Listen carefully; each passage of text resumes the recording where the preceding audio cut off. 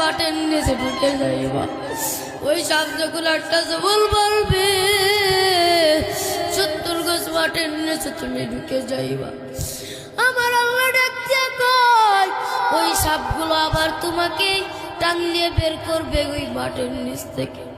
আমার আল্লাহ এত দয়াল, আমার আল্লাহ এত মায়া। আমার আল্লাহ ডাক দিয়া কয় আমি আমার বান্দার জন্য শুধু একটা উসিলা খুঁজব।